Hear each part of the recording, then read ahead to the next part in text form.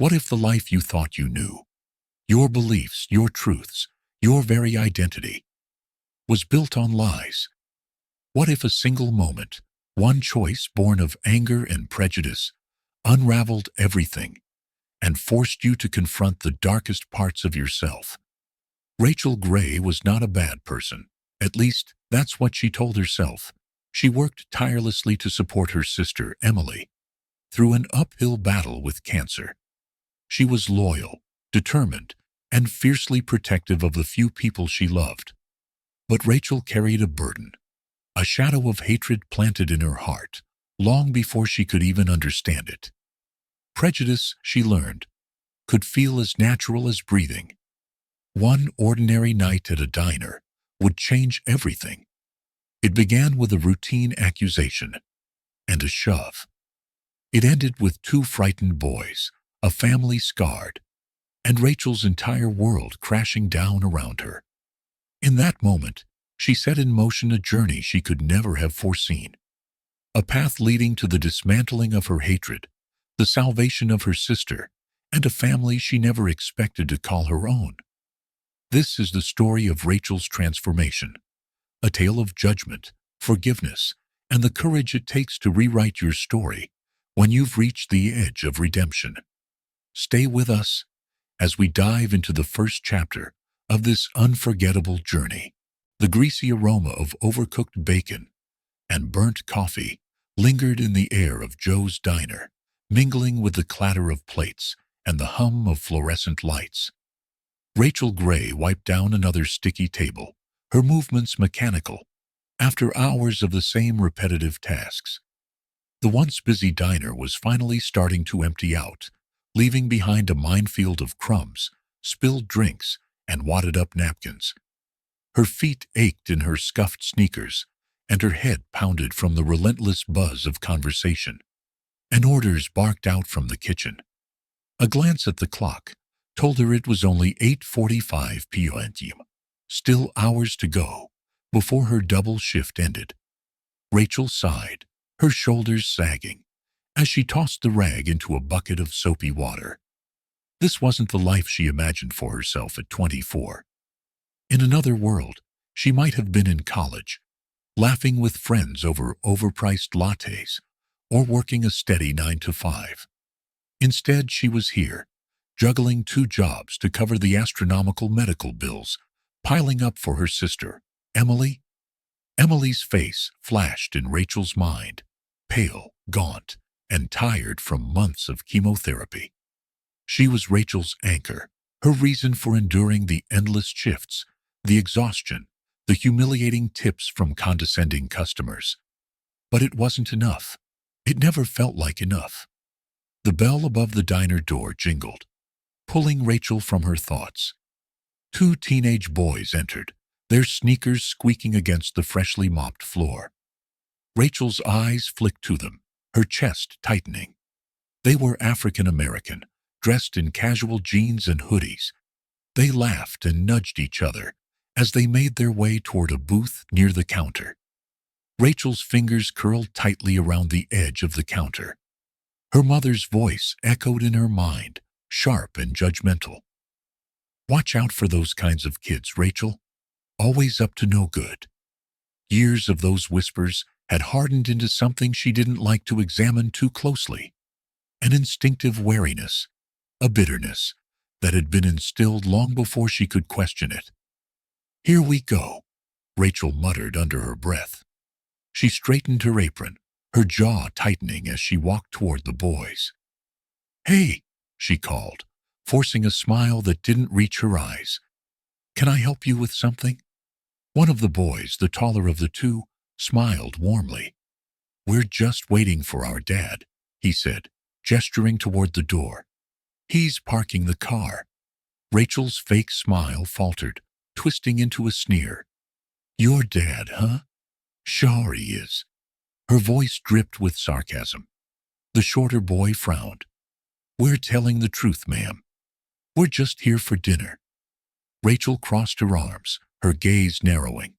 "Look, I've worked here long enough to know trouble when I see it. We don't serve loiterers, and I'm not about to let you cause any problems. So why don't you just leave before this gets messy?"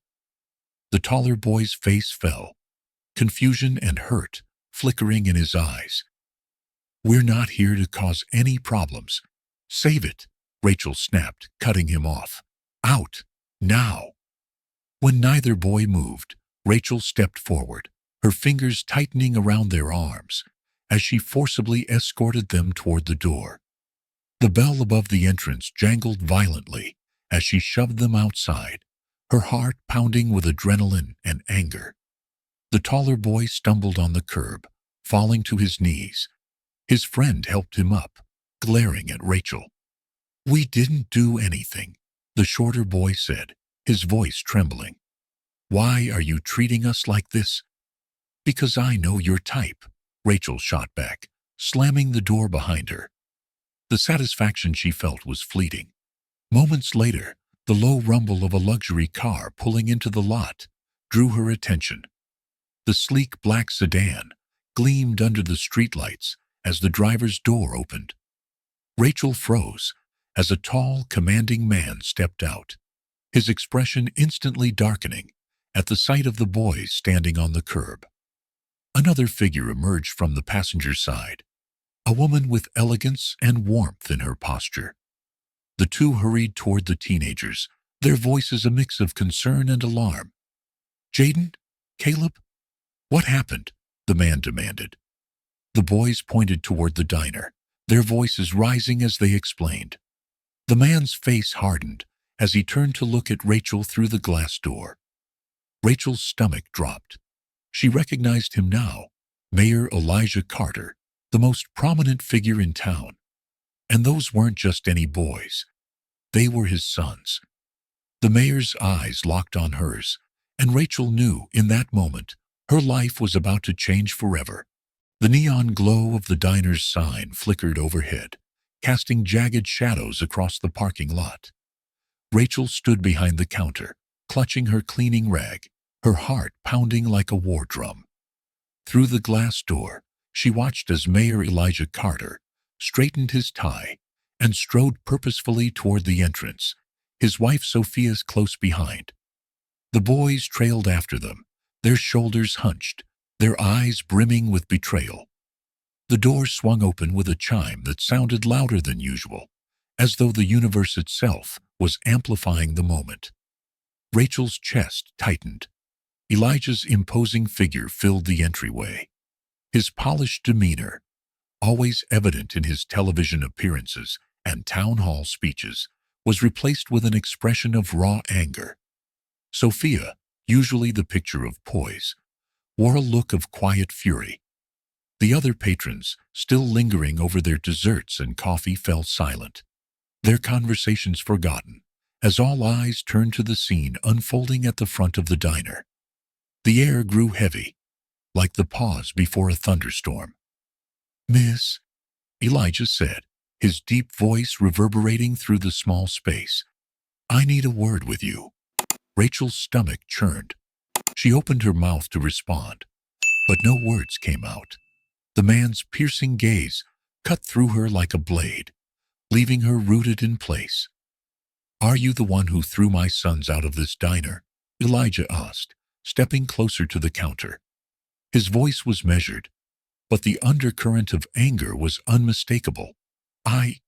Rachel stammered, her hands twisting the rag she held. "I thought they what?" Sophia interrupted, her voice sharp but controlled. "What exactly did you think they were doing?" Rachel flushed, her mind scrambling for an answer.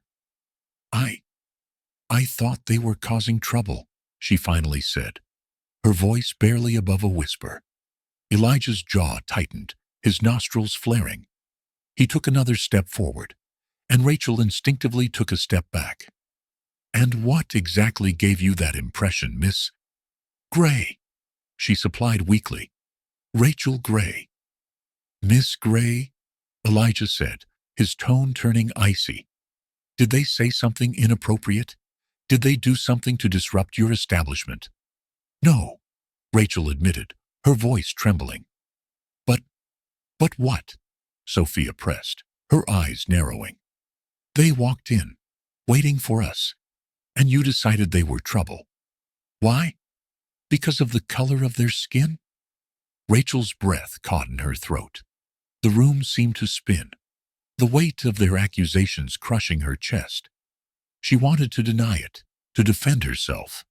But deep down, she knew the truth. And it was an ugly truth she could no longer ignore. I didn't mean, Rachel began, but Elijah cut her off with a wave of his hand. You didn't mean to what? He demanded, his voice rising. Humiliate my sons, physically push them out of your diner, make them feel like criminals in a town where I've spent years trying to build a sense of community and equality? The mention of his sons being physically touched seemed to ignite something in him. The calm, polished mayor disappeared, replaced by an enraged father. Jaden, he said, turning to his eldest son. Did she put her hands on you?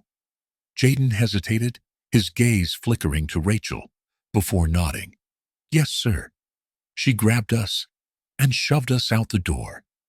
Elijah's hands clenched into fists at his sides, and Sophia placed a steadying hand on his arm. That's enough, Elijah, she said softly, though her eyes never left Rachel. I will not let this stand, Elijah said, his voice shaking with emotion. My sons deserve better than this. I'm sorry, Rachel whispered, her voice breaking. Tears pricked at her eyes, but she blinked them away. I didn't mean to hurt them. I was stressed, and I made a mistake. A mistake, Elijah repeated, his tone incredulous. You think this is just a mistake? Sophia stepped forward, her gaze softening slightly as she studied Rachel's trembling form. Do you even understand the gravity of what you've done? She asked. You didn't just throw out two boys. You reinforced the very prejudices they face every day. You made them feel unwelcome in their own town. Rachel felt a tear slip down her cheek, and she wiped it away hastily. I didn't mean to. It doesn't matter what you meant, Elijah said, his voice firm. What matters is what you did. The diner was silent, except for the faint hum of the fluorescent lights. Rachel could feel the eyes of the other customers on her, their judgment pressing down on her like a physical weight. Elijah took a deep breath, visibly working to rein in his anger. Miss Gray, he said, his tone regaining some of its usual composure. You have two choices. The first is that I press charges against you for assaulting my sons and let the law take its course. Rachel's knees felt weak, and she gripped the counter for support. Her mind raced with the implications: jail time, a criminal record, no way to support Emily. And the second? She asked, her voice shaking. Elijah's eyes bore into hers. You come to work for my family. You'll spend your days in our home, helping with household tasks and assisting my sons. You'll get to know them, see their lives, and confront the prejudices you've clearly been carrying for far too long. Rachel's mouth fell open in shock. You want me to work for you? She asked, disbelief coloring her tone. Yes, Elijah said firmly. Consider it an opportunity to learn, to grow, and to make amends. But make no mistake, Miss Gray. This is not a kindness. This is a consequence. Rachel's mind spun as she weighed her options. Both choices felt unbearable, but the thought of Emily, her fragile sister depending on her, gave her a grim sense of clarity. I'll do it, she said finally, her voice barely audible. I'll work for your family. Sophia's expression remained unreadable, but Elijah nodded curtly. You start tomorrow. Be at our house at 8 a.m. sharp. With that, Elijah turned and walked out of the diner, his family following close behind. Rachel watched them go, the weight of her decision settling heavily on her shoulders. As the door swung shut behind them, The diner buzzed back to life, the hum of whispered conversations filling the air. Rachel felt the stares of the other patrons, but ignored them, focusing instead on the enormity of what lay ahead. That night, as she walked home in the cool darkness, Rachel couldn't shake the image of Jaden and Caleb's hurt expressions. For the first time in her life, she felt the stirrings of shame, not just for what she had done, but for the belief in she had allowed to fester within her for so long. Tomorrow, she would step into the Carter's world, a world that, she realized, she knew nothing about. And she wasn't sure if she was ready to face what she might find there. The morning sun rose reluctantly, casting its pale light across the quiet town. Rachel stood at the base of the Carter's long driveway, clutching the straps of her worn bag with trembling hands. The imposing two-story home loomed before her, its white columns and meticulously trimmed hedges, a stark contrast to the small, cluttered apartment she shared with Emily. The air smelled of freshly cut grass, and the faint chirping of birds only added to her unease. She glanced down at her clothes, a plain blue blouse and a pair of khakis that had seen better days.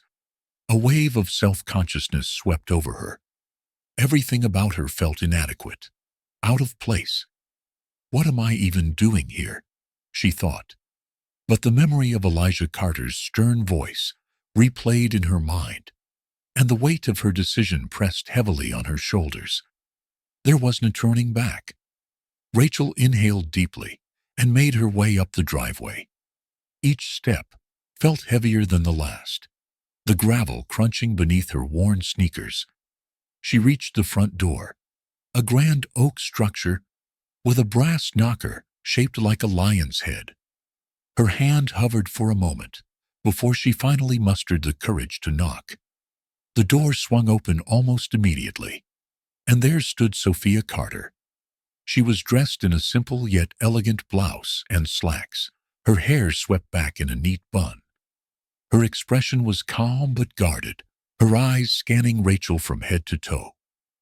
"You're on time," Sophia said, her tone neutral. "That's a start." Rachel nodded, unsure of how to respond. Sophia stepped aside, allowing her to enter. The interior of the house was even more intimidating than the exterior. Polished hardwood floors, high ceilings, and tasteful decor that spoke of wealth and refinement. Family photos lined the walls, each frame capturing moments of love and joy. Rachel's eyes lingered on one photo in particular, a candid shot of the Carters at a beach, their smiles wide and carefree. So different from what I imagined, she thought. "Follow me," Sophia said, breaking Rachel's reverie. She led Rachel through the foyer and into a spacious kitchen filled with stainless steel appliances and marble countertops. The aroma of freshly brewed coffee lingered in the air. Elijah Carter sat at the kitchen table, a newspaper spread out before him. He looked up as they entered, his expression unreadable. "Miss Gray," he said, folding the paper neatly. "Welcome." "Good morning, sir," Rachel replied, her voice shaky. "You'll find the schedule and house rules on the counter," Sophia said, pointing to a neatly typed document. "Your responsibilities include cooking, cleaning, and assisting the boys with their homework and activities. We expect professionalism and respect at all times. Understood?" "Yes, ma'am," Rachel said quickly, her gaze dropping to the floor. Before Sophia could say more, the sound of footsteps echoed from the hallway. Jaden and Caleb appeared, their matching school uniforms crisp and tidy. They stopped abruptly when they saw Rachel, their expressions a mix of wariness and curiosity. "Boys," Sophia said, her tone softening slightly. "This is Miss Gray. She'll be helping around the house for a while." Jaden nodded politely, though his guarded eyes lingered on Rachel. Caleb offered a small, hesitant smile before looking away. "Good morning," Rachel said, her voice faltering. The boys mumbled greetings before taking seats at the table. Sophia handed Rachel an apron. "You can start by helping with breakfast." Rachel took the apron, her fingers brushing against the smooth fabric. She felt out of place in this gleaming kitchen, but she tied it around her waist and approached the stove. The eggs sizzled in the pan as she worked, the tension in the room palpable. She could feel the Carters' eyes on her, each glance a silent evaluation. After breakfast, the boys grabbed their backpacks and headed for the door. "Dad's driving us to school today," Jaden announced. "Have a good day," Sophia called after them. Rachel stood awkwardly in the kitchen, unsure of what to do next. Sophia turned to her. "You'll have the rest of the morning to familiarize yourself with the house. I suggest you start with the laundry." "Yes, ma'am," Rachel replied, eager to keep busy. Sophia handed her a basket, overflowing with clothes. As Rachel made her way to the laundry room, she couldn't help but notice the framed certificates and awards lining the hallway walls.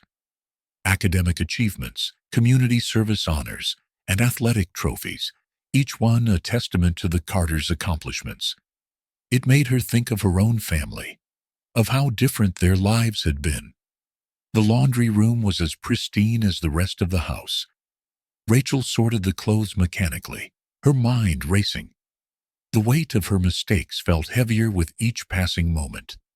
She thought of Emily, of the debt that seemed to grow with every treatment. This job wasn't just a consequence, it was a lifeline. By the time the boys returned home from school, Rachel was in the living room dusting the bookshelves. She glanced up as they entered, their voices filling the otherwise quiet house. "Hey, Miss Gray," Caleb said, his tone tentative but friendly. Rachel managed a small smile. "Hi, Caleb. How was school?" "It was fine," he replied, setting his backpack down. Jaden, however, remained silent, his expression unreadable, as he disappeared into the kitchen. Rachel returned to her work, trying to ignore the knot in her stomach. Later, during their homework session, Jaden's guarded demeanor became more apparent. When Rachel offered to help him with a math problem, he simply shook his head. "I've got it," he said curtly. Caleb, on the other hand, seemed more open. He chatted about his art class and even showed Rachel a sketch he had been working on, a detailed drawing of a tree in their backyard. "That's really good," Rachel said, genuinely impressed. "Thanks," Caleb replied, his cheeks flushing with pride. For a moment, the tension eased, and Rachel felt a flicker of hope. That night, as Rachel sat at the small desk in her room, she pulled out a notebook and began writing to Emily. She described the house, the family, and her tasks, carefully omitting the details of her initial encounter with the Carters. Her words were laced with a mixture of exhaustion and determination. "I don't know if I can do this," she wrote, pausing to wipe away a tear. "But I have to. For you." As she closed the notebook, Rachel couldn't shake the image of Jaden's wary eyes and Caleb's hesitant smile. She realized that earning their trust would be harder than she had anticipated. But for the first time, she also felt a glimmer of something she hadn't expected: hope. The Carters' home was quieter than usual the next morning. The scent of fresh coffee wafted through the kitchen as Rachel stood by the sink, rinsing the breakfast dishes. Her movements were mechanical, her mind preoccupied with the tension lingering from the previous day. The boys had been polite, but distant, and Sophia's cool demeanor had done little to ease her anxiety. The sound of approaching footsteps snapped Rachel out of her thoughts. Caleb appeared, his sketchpad tucked under one arm. His bright expression was a stark contrast to Jaden's guarded presence, and Rachel felt a small surge of relief. "Miss Gray," Caleb said, his voice cheerful. "Can I show you something?" "Of course," Rachel replied, drying her hands on a dish towel. Caleb opened his sketchpad to a new drawing, a vibrant depiction of their backyard, complete with blooming flowers and tall trees. "This is incredible," Rachel said, genuinely impressed. "You're really talented." Caleb beamed. "Thanks. I want to be an artist someday." The innocence in his voice struck a chord in Rachel. She remembered her own childhood dreams, long buried beneath years of financial struggles and prejudice. For a moment, she saw Caleb not as part of the family she resented, but as a boy with aspirations and potential. Later that day, Rachel found herself in the living room, sorting through a pile of books and papers the boys had left behind. Among the clutter, she discovered a folder labeled Jaden's Debate Notes. Curious, she opened it to find neatly written arguments and counterpoints. One note caught her attention. "Overcoming bias starts with acknowledging it exists." The words lingered in her mind as she worked. Rachel had never thought of prejudice as something to be overcome. It had always been an unquestioned part of her upbringing. But seeing Jaden's thoughtful approach to the subject made her pause. "Maybe there's more to these boys than I realized," she thought. That evening, the Carters hosted a small dinner for a few neighbors. Rachel was tasked with helping prepare the meal and serve the guests. As she moved through the dining room, balancing plates of roasted chicken and mashed potatoes, she couldn't help but overhear snippets of conversation. One neighbor, a well-dressed woman with perfectly styled hair, leaned toward Sophia. "I'm surprised you decided to take her in," she said, her voice low, but not low enough to escape Rachel's ears. "After what happened at the diner?"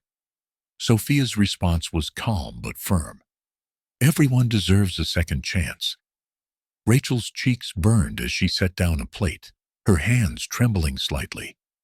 The woman's words stung, but Sophia's unwavering defense planted a seed of something unfamiliar: gratitude.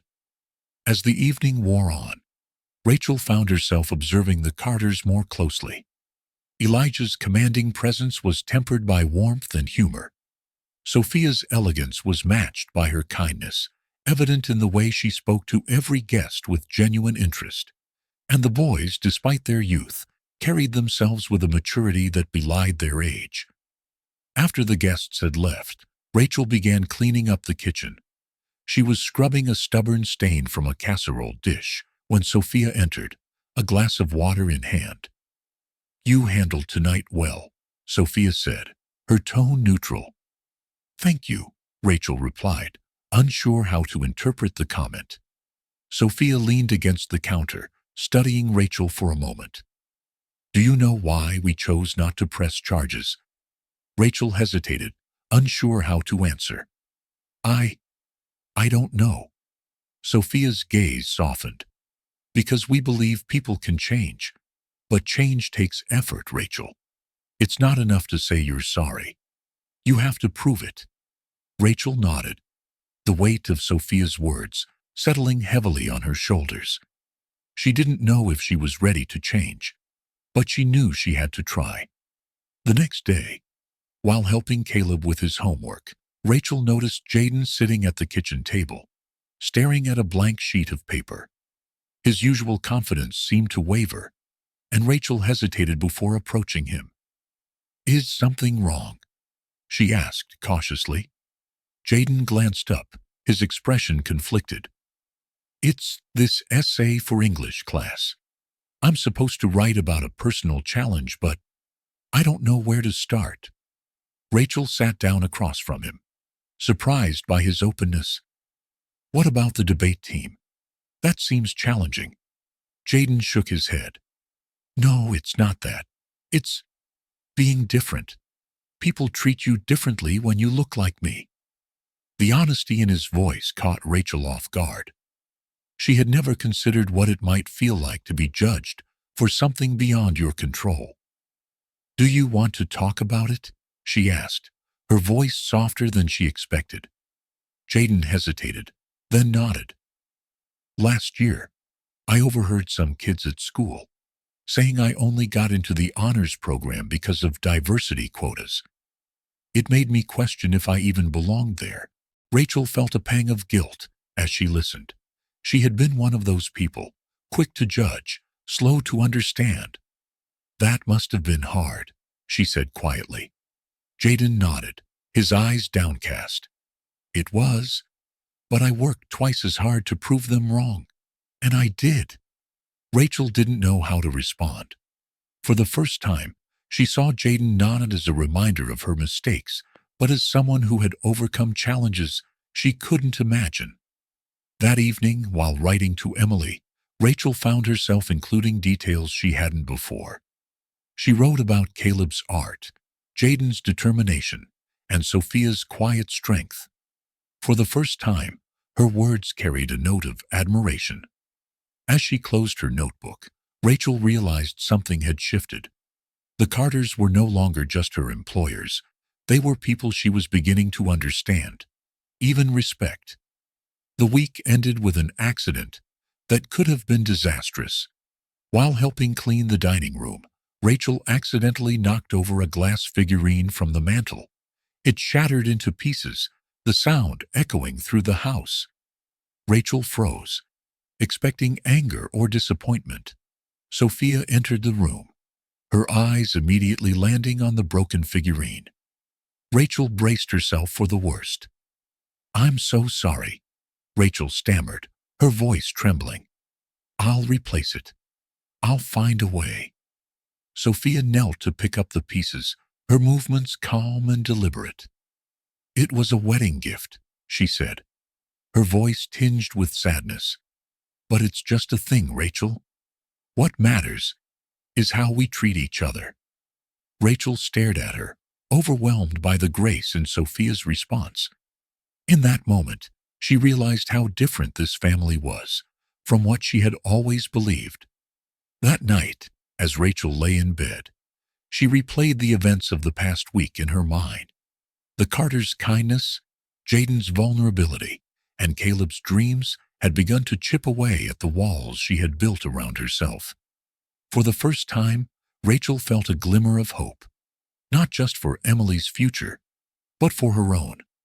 Change was possible, and maybe, just maybe, she could be part of it. The following morning, sunlight filtered through the Carters' kitchen windows, casting warm golden patterns on the tiled floor.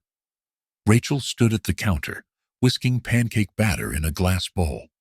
The twins, Jaden and Caleb, had requested pancakes for breakfast, and for once, Rachel didn't mind the task. The aroma of freshly brewed coffee and sizzling bacon filled the air, creating a momentary sense of calm. "Morning, Miss Gray," Caleb chirped, bounding into the kitchen with his sketch pad. Jaden followed, quieter and more reserved, but offering her a polite nod. "Good morning," Rachel replied, setting a plate of steaming pancakes on the table. She glanced at Caleb's sketch pad. "Still working on that backyard scene?" Caleb grinned. "Nope. This one's of the community center. I'm adding people this time." Rachel arched an eyebrow. "People?" "Yeah," Caleb said, flipping to a partially finished page. "I want it to look alive, like how it feels when we go there." The twins often spoke about the community center with excitement. Rachel had always dismissed it as just another building, a place she'd never stepped foot in. But hearing Caleb's enthusiasm, she found herself curious. Later that day, Elijah Carter stopped by the community center, leaving Rachel with the boys. They settled in the living room to work on their homework. As Jaden reviewed his debate points, Caleb continued sketching. "Miss Gray," Caleb said suddenly, looking up from his drawing, "do you like art?" Rachel hesitated, unsure how to respond. "I don't know much about it," she admitted. Caleb beamed. "You don't need to know. You just need to feel it." He handed her his sketch pad. "What do you think?" Rachel studied the page. Caleb had drawn a bustling scene of people interacting at the community center. A group played basketball. Another sat on the grass, sharing food, and children raced around a colorful playground. Despite the simple pencil strokes, The drawing was full of life. "It's good," she said, her voice softer than usual. "You've got a real talent, Caleb." Caleb grinned. "Thanks, Miss Gray. You should visit the center sometime. It's fun." Rachel didn't respond, but the seed of curiosity had been planted. That evening, the Carters hosted a dinner for a group of friends and neighbors. Rachel helped Sophia prepare a feast: roasted chicken, mashed potatoes, green beans, and cornbread. As the guests arrived, the house filled with lively chatter and laughter. Rachel worked silently, refilling drinks and clearing plates. She avoided eye contact, but snippets of conversation reached her ears. "I'm amazed you've kept her around," one man said, his voice low but audible.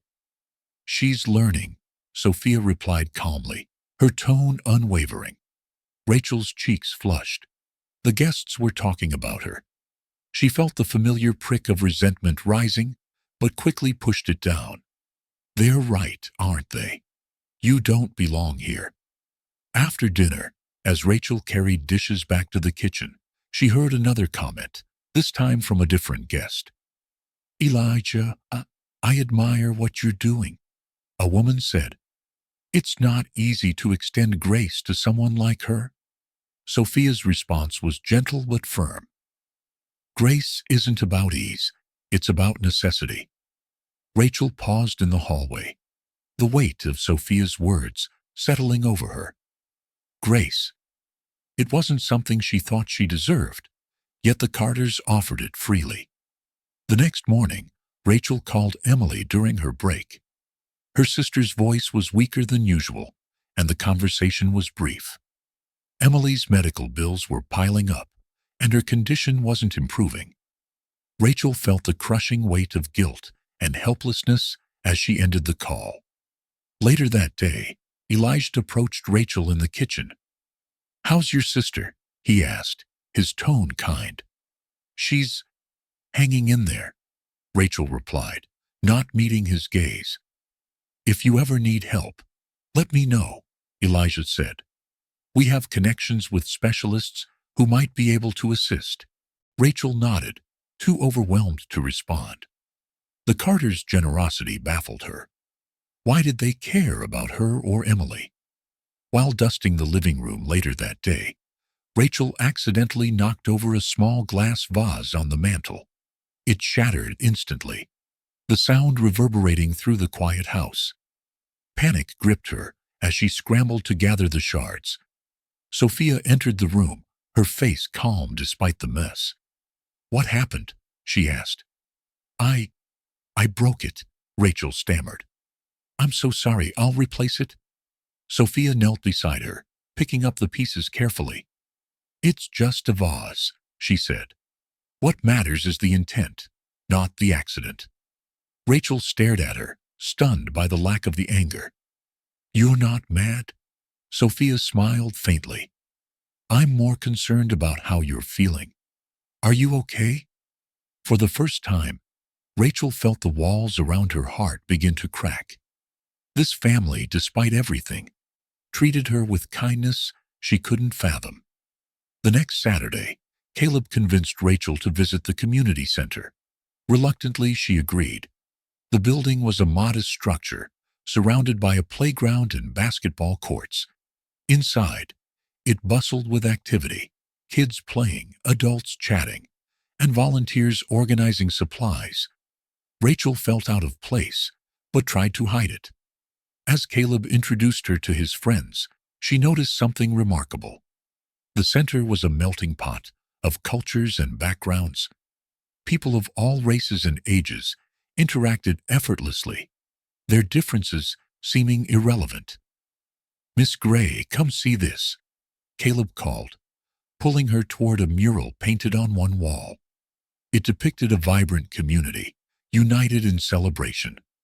The words, "Together we rise," were painted boldly across the top. Rachel stared at the mural, a lump forming in her throat. She had spent so much of her life focusing on differences. Here, those differences were celebrated. That evening, Rachel's estranged cousin, Lucas, stopped by unexpectedly. He was a relic of her past, his views deeply rooted in the prejudices they had both grown up with. "Working for them now, huh?" Lucas sneered. "Thought you had more sense." Rachel's stomach churned. "I'm doing what I have to." Lucas laughed bitterly. "Don't forget where you come from. Those people will never see you as equal." Rachel's hands clenched into fists. For the first time, she found herself questioning Lucas's words. The Carters had shown her more kindness than anyone from her own past. That night, after Lucas left, Rachel sat with Sophia in the kitchen.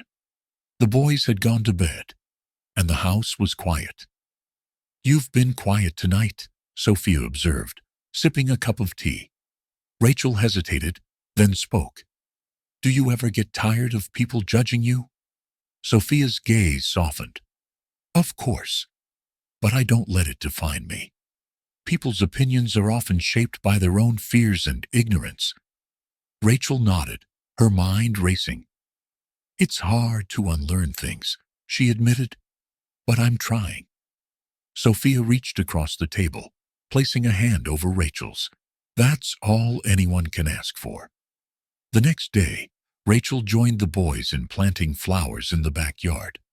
As they worked, laughter filled the air. For the first time, Rachel felt a sense of belonging. "Miss Gray," Caleb said, handing her a trowel. "You're part of the garden now." Rachel smiled, her heart lighter than it had been in years. Maybe, just maybe, she could grow here too. The early morning light bathed the Carter household in a soft, golden glow. Rachel arrived promptly at 7 a.m., her steps heavy with exhaustion. She had spent most of the previous night by Emily's hospital bed, the rhythmic beeping of monitors echoing in her mind. Her sister's condition had taken a sudden downturn, and the weight of uncertainty pressed on Rachel's chest like an immovable stone. As she entered the kitchen, the familiar hum of the coffee maker greeted her, along with the scent of freshly brewed coffee. Jaden and Caleb sat at the breakfast table, their heads bent over bowls of cereal, chatting about their plans for the day. "Morning, Miss Gray," Jaden said with a warm smile. "Good morning," Rachel replied, forcing her lips into a semblance of a smile. Her eyes darted to the clock. Another long day lay ahead. Rachel's phone buzzed in her pocket, pulling her from her thoughts. It was a message from the hospital. "Emily's vitals are stable for now, but we recommend meeting with Dr. Lee to discuss next steps." Rachel's heart sank. She hadn't yet told the Carters about the severity of Emily's condition. She couldn't bring herself to. It felt like admitting defeat. Sophia entered the kitchen, her presence as graceful as ever. "Good morning, Rachel," she said, her tone gentle. "You look tired. Everything all right?" Rachel hesitated, the words lodging in her throat. "Just a rough night," she mumbled, busying herself with wiping the counter. Sophia's perceptive eyes lingered on Rachel for a moment before she nodded. "If you need a break, let me know." Later that afternoon, Elijah Carter returned home earlier than usual. He found Rachel helping Caleb with his art supplies in the living room. His sharp eyes took in her pale complexion and the dark circles under her eyes. "Rachel," he said, his voice steady but kind.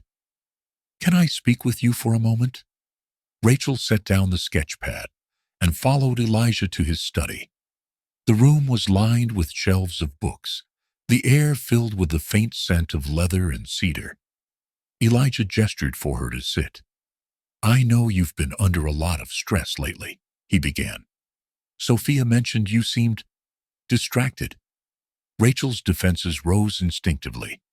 "I'm fine, sir. Just tired." Elijah leaned forward, his expression softening.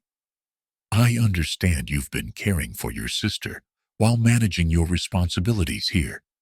That's not an easy burden to bear." Rachel's eyes widened in surprise. She hadn't expected him to notice. "I want to help," Elijah continued. "I have a colleague, Dr. Lee, who's one of the best oncologists in the state. Let me connect you with him. He may be able to offer new treatment options for your sister." Rachel's throat tightened. Gratitude and pride warred within her. I don't know what to say." Elijah smiled gently. "Say yes. It's the least we can do." The next day, Rachel accompanied Emily to her appointment with Dr. Lee. The oncologist was a tall, soft-spoken man with silver-streaked hair and a calming presence.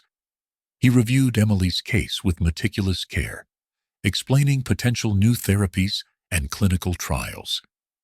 "This treatment could give us a real chance," Dr. Lee said, his tone reassuring. "It won't be easy, but it's worth pursuing." As Rachel and Emily left the hospital, the first glimmers of hope began to pierce Rachel's persistent despair. "Do you think it'll work?" Emily asked, her voice barely above a whisper. Rachel squeezed her sister's hand. "We'll fight together, like always." Back at the Carter household, Jaden and Caleb had been busy. Rachel walked into the living room to find a homemade poster reading "Get Well Soon, Emily," covered in colorful drawings of flowers and sunshine. "We thought this might cheer her up," Caleb said, holding up a batch of cookies he and Jaden had baked. "They're her favorite, right?" Rachel blinked back tears. "She's going to love this." "Thank you." The twins' kindness stirred something deep within Rachel, a realization that this family had given her more support than she'd ever expected or deserved. That evening, Rachel's estranged cousin, Lucas, arrived unannounced.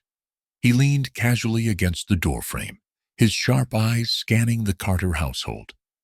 "So, this is where you've been hiding," Lucas drawled, his tone dripping with disdain.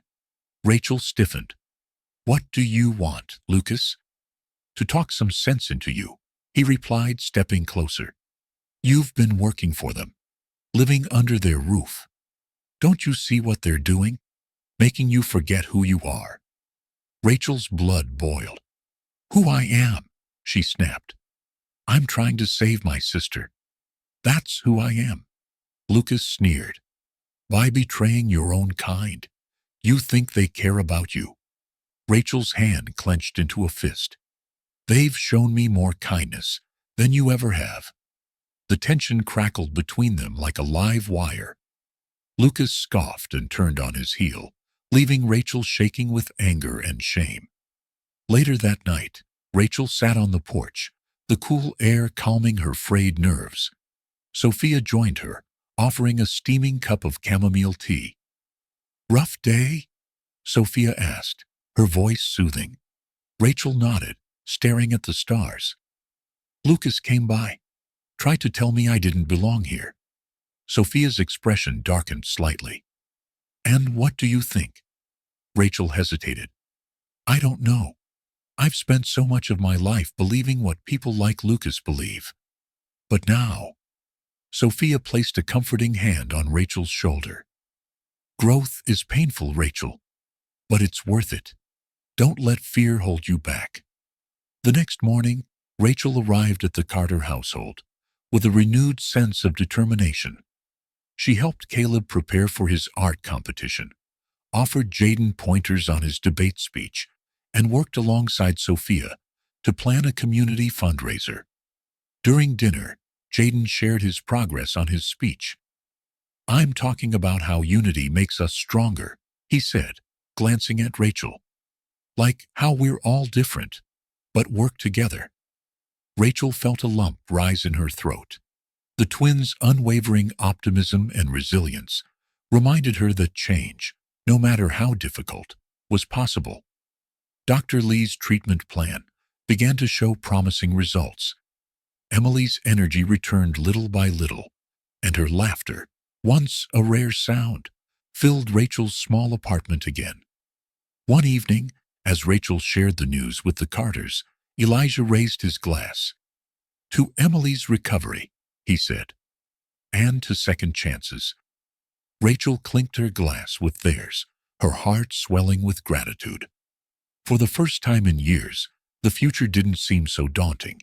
The early morning sun filtered through the Carter household's large bay windows, casting a golden hue over the elegant interior.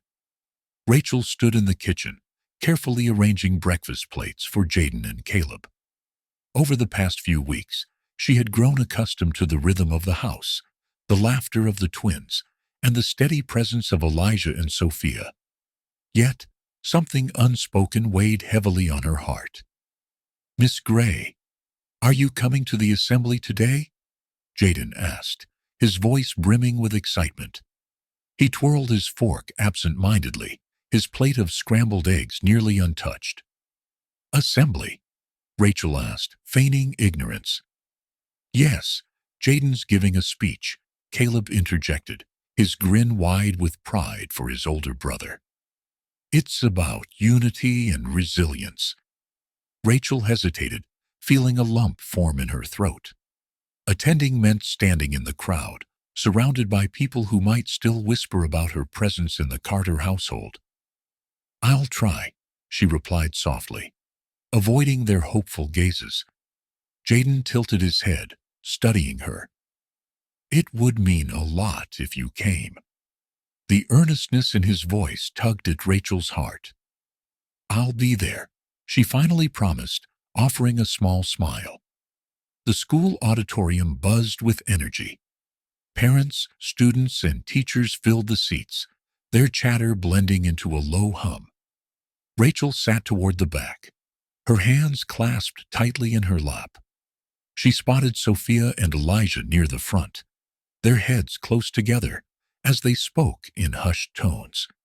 Jaden stepped onto the stage, his confident demeanor filling the space. He adjusted the microphone, scanning the crowd, until his eyes landed on Rachel. He gave her a small, almost imperceptible nod, and she felt her chest tighten. "My name is Jaden Carter," he began, his voice clear and steady. "Today, I want to talk about something that affects all of us, how unity makes us stronger." He spoke about his experiences, the challenges he had faced as a young black boy in a predominantly white town, and the importance of breaking down barriers through understanding and compassion. His words painted a picture of resilience and hope, a call to action for everyone in the room to confront their own biases. Rachel felt tears prick her eyes. Jaden's words echoed in her heart, forcing her to confront the lingering guilt she carried. She thought of the day she had pushed him and Caleb out of the diner, her anger fueled by fear and ignorance. How far she had come since then, and how much further she still had to go. The audience erupted in applause as Jaden concluded his speech, his face lighting up with pride. Rachel clapped along, her heart swelling with admiration for the boy she had once wronged. That evening, after dinner, Rachel found Jaden and Caleb in the living room, playing a board game. She hesitated in the doorway, her palms sweating. Taking a deep breath, she stepped inside. "Can we talk?" she asked, her voice trembling. The twins exchanged curious glances before nodding. Rachel sat on the edge of the couch, her hands twisting in her lap. "I owe you both an apology," she began, her voice thick with emotion.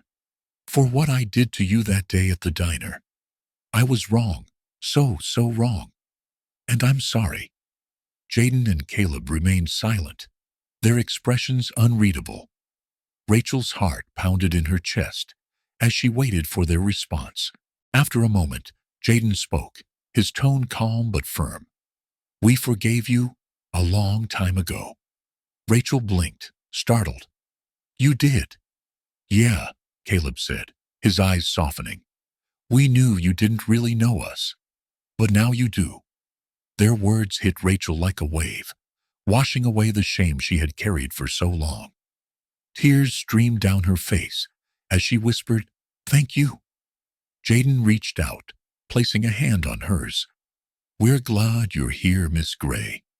Your family now. The following weekend, Sophia suggested a family project, planting a garden in the backyard. Something to symbolize growth and new beginnings, she explained, handing Rachel a pair of gardening gloves. Jaden and Caleb eagerly picked out seeds, sunflowers, marigolds, and lavender, while Rachel helped dig small trenches in the soil. As they worked, laughter filled the air, and Rachel found herself relaxing in their company. "This is going to be beautiful," Caleb said, patting down the soil around a row of marigold seeds. "It already is," Rachel replied, her voice soft. She realized the garden wasn't just for the Carters, it was for her too. A reminder that change, like growth, required patience and care. That evening, as the sun dipped below the horizon, Rachel and Sophia sat on the porch, sipping sweet tea. The day's labor had left their muscles sore, but their spirits were light. "You've changed so much," Sophia said, her voice filled with quiet admiration. "I hope you see that." Rachel looked down at her hands, calloused from weeks of hard work. "I still have a lot to learn," she admitted. "But being here, it's opened my eyes." Sophia nodded, her gaze thoughtful. "Change is a journey, not a destination. What matters is that you're trying." The two women sat in comfortable silence, the cool evening breeze carrying the scent of freshly planted flowers. For the first time in a long while, Rachel felt at peace. The next morning, Rachel received a letter from Emily. Her sister's handwriting was shaky but legible, the words filled with gratitude and love. "I'm so proud of you," Emily wrote. "I know it hasn't been easy, but you've done more than I ever thought possible. Keep going. You're stronger than you realize." Rachel folded the letter carefully, tucking it into her pocket. Her sister's words stayed with her as she went about her day, a reminder of why she had started this journey and how far she had come. Later that week, the Carters hosted a small gathering for the neighborhood. Rachel found herself mingling with guests, many of whom she had once avoided. Conversations flowed easily, and laughter echoed through the house. As the evening wore on, Rachel stood by the garden, watching fireflies dance in the twilight. Sophia joined her, a content smile on her face. "Look at what you've helped create," Sophia said, gesturing toward the lively scene. "This is what unity looks like." Rachel nodded, her heart full. "It's beautiful." The morning began like any other. The Carter household bustled with its usual energy. Caleb practiced piano in the living room, his notes occasionally stumbling, while Jaden studied intently for an upcoming debate competition. Rachel moved through the house, tending to her daily tasks, her newfound sense of belonging grounding her. She no longer felt like an outsider, but rather an integral part of a family that had shown her grace, patience, and love. Sophia Carter entered the kitchen, her elegant presence immediately lighting up the space. She carried a tray of freshly cut flowers from the garden Rachel had helped plant, setting it on the counter with a smile. "Rachel," she said, pouring herself a cup of coffee, "I was thinking we could host a dinner this weekend. Something small, just to celebrate how well the boys are doing.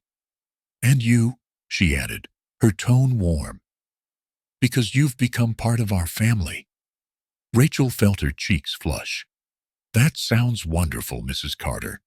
Sophia gave a small laugh. "Sophia, remember?"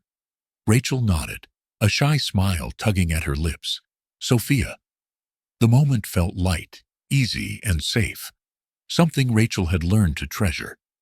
But life had a way of turning the simplest mornings into memories that would later feel like distant dreams. Later that day, Rachel was folding laundry in the guest room when her phone buzzed on the nightstand. She glanced at the screen, seeing the name Elijah Carter. Her heart skipped slightly. Elijah rarely called her directly. She quickly picked up. "Rachel, Elijah's voice came through, low and strained. There's been an accident. Rachel froze, the neatly folded shirt slipping from her hands. What? What happened? It's Sophia, he said, his voice breaking. She was in a car accident on her way to a charity event. She's gone, Rachel. The words hit her like a physical blow. Gone? She whispered, the room spinning around her. No, that can't be. I'm on my way home, Elijah continued, his tone laced with both shock and grief. Please, tell the boys I can't. I'll take care of it, Rachel interrupted, her voice trembling but steady. I'll take care of them. Rachel found the twins in the living room, Caleb now sketching idly, while Jaden flipped through his debate notes. She stood in the doorway, her hands gripping the frame for support. Boys, she said, her voice faltering. Both looked up, their expressions curious. Jaden immediately noticed the tears glistening in her eyes. Rachel, what's wrong? Rachel took a shaky breath, stepping fully into the room. There's been an accident, she began, her voice soft but clear. Your mom. She didn't make it. The room fell into a suffocating silence. Caleb dropped his pencil, the clatter startling in the stillness. Jaden stared at Rachel, his eyes wide with disbelief. What do you mean? Jaden finally asked, his voice cracking. She's gone? No, that's not possible. Caleb's face crumpled as he let out a heart-wrenching sob. Rachel rushed to him, pulling him into her arms as he clung to her, shaking. Jaden remained frozen, his hands clenched into fists, his jaw tight as he fought back tears. It's not fair, he choked out, his voice filled with anger and despair. It's not fair. Rachel reached out a hand to him, but he pulled away, storming upstairs to his room. The sound of his door slamming reverberated through the house. Elijah arrived home an hour later, his usually commanding presence diminished to a shadow of itself. He hugged his sons tightly, whispering words of comfort that felt inadequate against the weight of their loss. Rachel stood nearby, unsure of her place, but ready to step in wherever she was needed. Over the following days, the house became a whirlwind of grief and preparations for Sophia's funeral. Neighbors and friends stopped by, bringing food and offering condolences. The house, once filled with laughter and warmth, now felt hollow, each corner echoing with memories of Sophia's gentle presence. Elijah retreated into himself, spending long hours in his study with the door closed. Rachel took on the role of caregiver, ensuring the boys were fed and cared for, though her heart ached with every step. One evening, Rachel found Caleb sitting on the porch steps, clutching a small framed photo of his mother. She sat beside him, her movements slow and deliberate. She used to sing to us, Caleb said quietly, his voice barely above a whisper. Every night before bed. I don't remember all the words, but I remember how it felt. Rachel reached out, placing a hand on his shoulder. She loved you and your brother more than anything, she said, her voice steady despite the lump in her throat. And you'll carry that love with you always. Caleb leaned into her, his small frame trembling as he cried. Rachel wrapped her arms around him, holding him close, as tears streamed down her own cheeks. The day of the funeral arrived. The town church filled to capacity. Sophia had been beloved in the community, her kindness and grace touching countless lives. People of all backgrounds came to pay their respects, their shared grief, a testament to the unity she had fostered. Rachel sat with Jaden and Caleb, the boys flanking her on either side. Elijah stood at the front, his voice breaking, as he delivered a eulogy that painted a vivid picture of the woman they had all lost. She believed in the power of love, he said, his gaze sweeping over the crowd. In its ability to heal, to bridge divides, and to bring out the best in us. Let's honor her by carrying that belief forward. In the weeks following Sophia's death, the Carter household struggled to find its footing. Elijah continued to withdraw, leaving Rachel to manage the day-to-day responsibilities. She threw herself into the role, ensuring the boys made it to school on time, cooked their favorite meals, and maintained some semblance of normalcy. Jaden, once confident and outgoing, became quieter, spending hours in his room. Caleb often sought Rachel's company, his need for comfort and reassurance, a constant reminder of how deeply they all felt Sophia's absence. One night, as Rachel prepared dinner, Elijah entered the kitchen. His face was drawn, his eyes heavy with exhaustion. "I don't know how to do this," he admitted, his voice barely above a whisper. "I don't know how to be both their father and mother." Rachel set down the knife she'd been using to chop vegetables and turned to him. "You don't have to do it alone," she said softly. "We'll figure it out together." Slowly, the family began to heal. Small moments of connection, Jaden asking Rachel for help with a school project, Caleb laughing at a silly joke, became glimmers of hope in the darkness. The garden they had planted together became a place of solace, its vibrant blooms a reminder that life, even in its pain, could still be beautiful. Rachel often found herself reflecting on how much her life had changed. The woman who had once pushed Jaden and Caleb out of a diner now sat beside them at the dinner table, guiding them through their grief with a strength she hadn't known she possessed. And though the road ahead was uncertain, Rachel knew one thing for sure. Sophia's legacy of love and unity would continue to shape their family and community for years to come. The morning light filtered gently through Rachel's small apartment window as she sat at the kitchen table, a steaming cup of coffee in her hands. It was her first day off in weeks, but her thoughts were far from restful. Across the table, her sister Emily smiled faintly, her cheeks now fuller and her eyes brighter, visible signs of her slow but steady recovery. "Rachel," Emily said softly, breaking the silence, "I don't know how to thank you. You've done so much for me." Rachel reached across the table, placing her hand over Emily's. "You don't need to thank me. We're family." But deep down, Rachel knew her gratitude extended far beyond Emily's recovery. The Carter family, who had once been strangers she met in anger, had transformed her life in ways she could never have anticipated. They had opened her eyes, her heart, and her mind. That afternoon, Rachel found herself standing outside the town's community center, clutching a flyer advertising a mentorship program for underprivileged youth. It had been Elijah's idea, a way for her to channel her growth into helping others. Inside, she was greeted by Ms. Alvarez, the program coordinator, a middle-aged woman with a warm smile and an energy that filled the room. "You must be Rachel," Ms. Alvarez said, shaking her hand firmly. "Mayor Carter told me about you. He said you'd be a great fit." Rachel hesitated, the weight of her past still lingering. "I hope so," she said cautiously. "I'm not sure I'm the best person for this." Ms. Alvarez's smile widened. "The best person isn't always the one who's had it easy.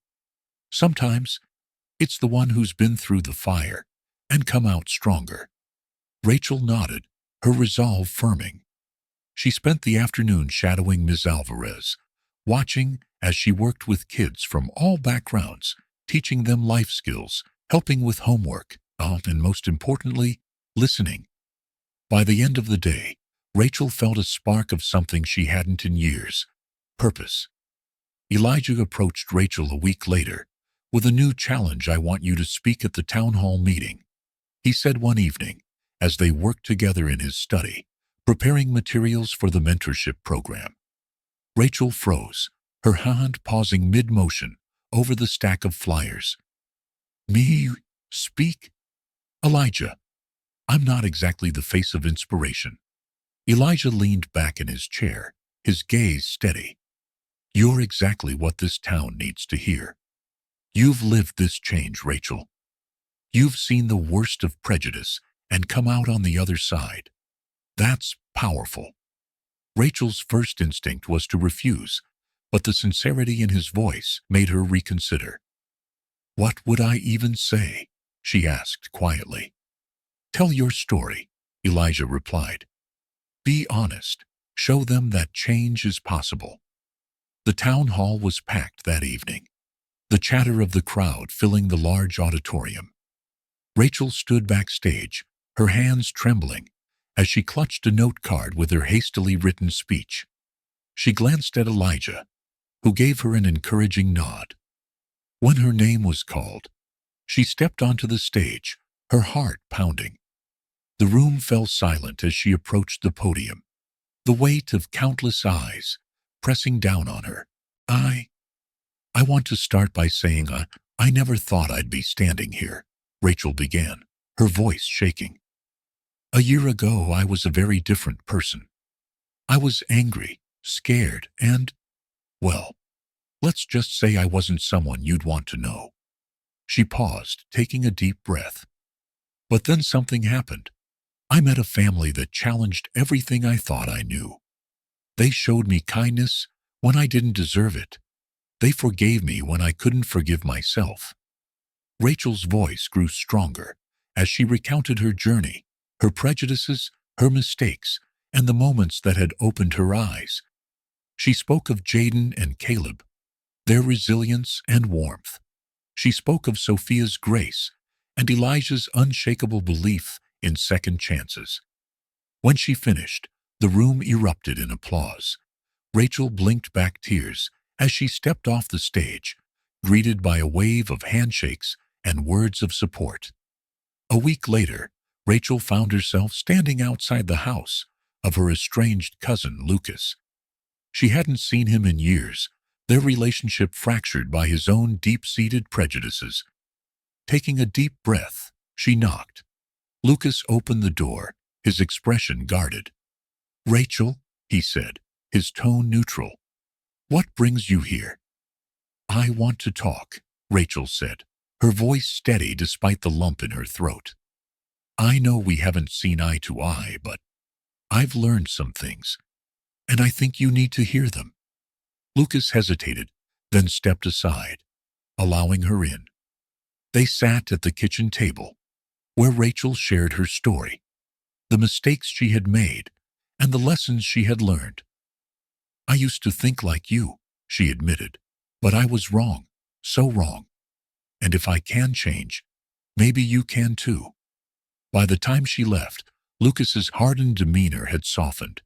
He didn't say much, but Rachel could see the wheels turning in his mind. It was a start. Meanwhile, Emily's health continued to improve. Her oncologist declared her officially in remission, news that brought tears of relief and joy to both sisters. One sunny afternoon, Rachel took Emily to the park, where Jaden and Caleb had organized a small picnic to celebrate. The twins greeted Emily like an old friend, their charm and humor putting her instantly at ease. Thank you, Emily said to them, her voice thick with emotion, for everything you've done for my sister. For us. Jaden grinned. Hey, we're family now, right? As the picnic unfolded, Rachel felt an overwhelming sense of gratitude. The Carters had given her so much more than she could ever repay. They had given her a second chance, not just at life, but at love, community, and belonging. Rachel's transformation was far from over, but she knew one thing for certain. She was no longer the person she had been. The hatred that once consumed her had been replaced with compassion. Her narrow world expanded to include people she once would have dismissed. Through her work at the community center, her growing bond with the Carters, and her efforts to mend relationships in her own family, Rachel found a new sense of purpose. She wasn't just redeeming herself, she was building a future she could be proud of. The morning sun bathed the small town in a golden glow, as though it too were celebrating the day ahead. Rachel stood in her modest kitchen, carefully ironing her favorite dress, a simple yet elegant navy blue outfit Emily had gifted her after her recovery. Today was a milestone not just for Jaden and Caleb, but for the entire Carter family, and in a way, for Rachel herself. Across the kitchen table, Emily sat sipping her tea, her health and vibrancy restored. Her once gaunt features were now filled with life, and her laughter was a melody that brightened every corner of the room. "Are you nervous?" Emily asked, watching her sister meticulously smooth every crease in the fabric. Rachel smiled. "Not for me, for the boys. It's a big day." Emily chuckled. "Those two? They'll be fine. They're born leaders. Besides, they've got you and Elijah to cheer them on." Rachel paused, reflecting on how much her relationship with the Carters had evolved. What had started as a sentence handed down by the mayor had turned into an unexpected blessing. Jaden and Caleb were like nephews to her now, their triumphs feeling as personal as her own. The high school football field was transformed into a festive arena, rows of white chairs neatly aligned under a canopy of fluttering banners in the school's colors. Parents, friends, and community members filled the seats, their chatter creating a low hum of excitement. A stage adorned with flowers stood at the center, ready to host the graduates of the class of 2025. Rachel and Emily arrived early, escorted by Elijah, who carried his usual air of quiet authority. The three of them settled into seats near the front, the best vantage point to watch Jaden and Caleb walk across the stage. As the ceremony began, the principal's voice echoed across the field, praising the graduates for their resilience and leadership during challenging times. Rachel's eyes scanned the sea of caps and gowns, finally landing on Jaden and Caleb, who stood out with their confident postures and golden honor cords. When Jaden's name was called, a loud cheer erupted from the Carter family's section. Rachel found herself on her feet, clapping so hard her palms stung. Jaden crossed the stage with the grace of someone who knew exactly who he was and where he was going.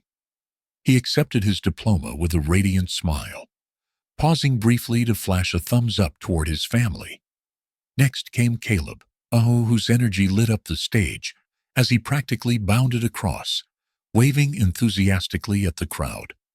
His artistic achievements had earned him special recognition, and the audience responded with a standing ovation.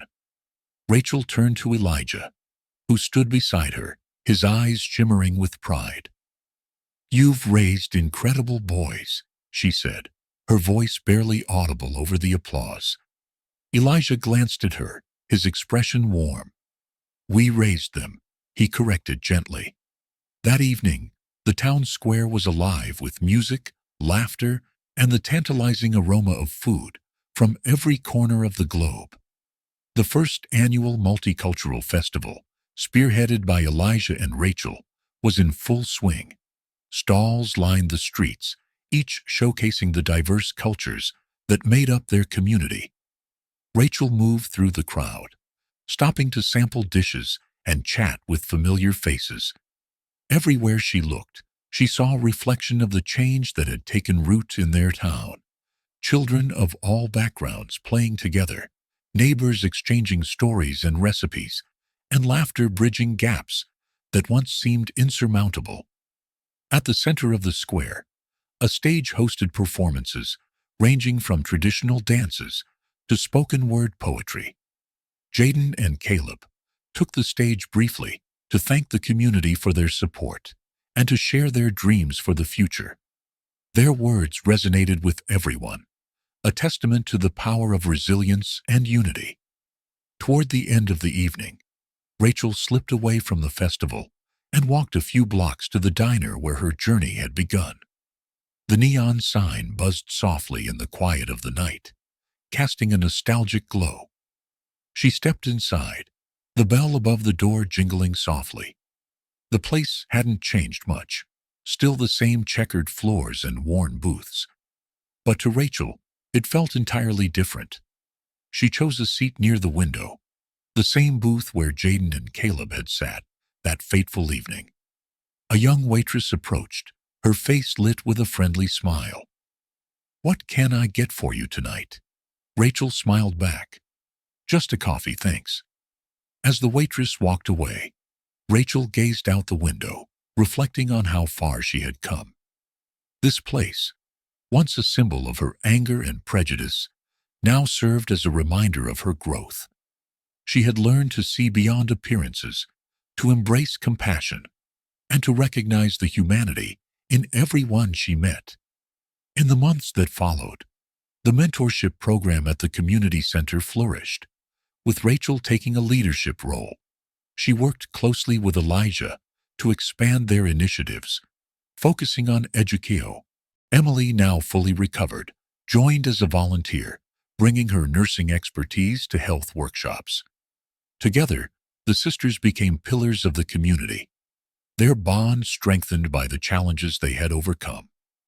Jaden and Caleb went on to attend prestigious universities, staying connected to their hometown and returning often to mentor the next generation of leaders. Their achievements became a source of pride, not just for the Carter family, but for the entire town. On a warm spring day, Rachel found herself back at the Carter mansion, helping Jaden and Caleb pack for their move to college. The house buzzed with activity, a mix of excitement and bittersweet farewells. As they loaded the last box into the car, Caleb turned to Rachel. "We couldn't have done this without you," he said, his voice sincere. Rachel smiled, pulling him into a hug. "You two did the hard work. I was just here to cheer you on." Jaden joined the embrace, his tall frame engulfing both Rachel and Caleb. "Your family, Rachel. Always." Watching them drive away, Rachel felt a sense of peace. The boys were off to chase their dreams, and the town they left behind was stronger and more united than ever. That evening, Rachel returned to the park, where children played on the swings and couples strolled hand in hand. She sat on a bench, her gaze drifting to the horizon, as the sun dipped below the treetops, casting the sky in hues of orange and pink. This was her town, a place where understanding had triumphed over division, where kindness had healed old wounds, and where hope promised a brighter future for everyone. As the stars began to emerge, Rachel leaned back, a contented smile on her face. She had found her place, her purpose, and her peace. And she knew, without a doubt, that this was just the beginning. As Rachel's journey shows us, change is possible, even in the hardest of hearts. Her story reminds us of the power of second chances, the strength of compassion, and the beauty of unity in diversity. But what about you? Have you ever had an experience that challenged your perspective or helped you grow in ways you didn't expect? Share your thoughts in the comments below. We'd love to hear your story. And don't forget to hit that subscribe button and turn on notifications. There are more incredible stories coming your way, tales that inspire, challenge, and remind us all of the good we can bring into the world. Thank you for watching, and we'll see you next time for another unforgettable journey.